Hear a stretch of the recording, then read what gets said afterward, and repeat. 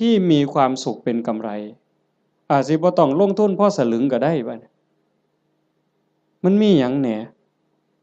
บุญที่พระพุทธเจ้าสอนเป็นบุญในเขตพุทธศาสนาเป็นบุญสงบเย็นแล้วก็มีความสุขเป็นกำไรทานันจะท่านคือการให้การแบ่งการปันโยมให้ออกสมบูรณ์ต้อนรับพี่ในป่าพ่อลุงหน้าบ่าวหน้าสาวลูกเต่าเล่าหลานมาเพาะมะโม่บุญ